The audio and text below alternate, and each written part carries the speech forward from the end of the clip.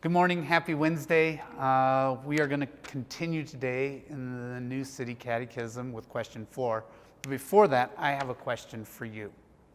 I'm curious, have you ever seen a masterpiece that was painted by a true master? Maybe you've been to Paris and been to the Louvre Museum and seen the Mona Lisa painted by Da Vinci. Maybe you've seen a giant Rembrandt that's 5 feet tall and 4 feet wide. It'd be really nice. I remember in high school when I went to Washington, D.C., to the National Gallery of Art, and I saw pieces of art that I'd only seen in textbooks. I saw Van Goghs and Dalis, Picassos, but the one painting that really stood out to me was the Japanese footbridge. This is one of Claude Monet's water lily paintings. And I remember a small crowd was gathered around the painting, and they weren't talking about the painting. I was surprised. They weren't talking about technique or how he did it, but they were talking specifically about the creator, Claude Monet. Creations are beautiful, but the creators are to be revered. We as humans love to create, and we get this from our Creator. We also have a God who is a creator and worthy of worship, worthy to be revered. So the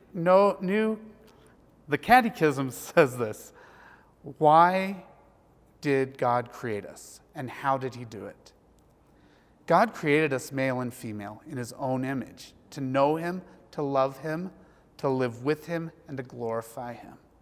And it's right that we were created by God, and that we should live to his glory. God made us in his image. He made us to show his existence and to show his glory. We are an image that God has created. It's a beautiful thing. We're created to reflect God's glory, not our own glory. And as an image, we represent God. And we can do this through our influences, through our gifts, through our strengths. Genesis 1:27 says, "So God created man in his own image. In the image of God he created them. Male and female he created them." We are the pinnacle of God's creation as humans because we are created in God's image. Not the mountains, not the flowers, not even the birds, and definitely not your dog. We are image bearers of God, and that makes us his pinnacle. We are the hallmark of his creation. And as image bearers, we need to give the glory back to God. Although the water lilies were very beautiful and very famous, the artist was the one being lifted up. Although we have great value as people and image bearers of God, the Creator is the one who is to be worshipped. So how and why did God create us? He created us male and female in his own image to know him, love him, live with him, and to glorify him.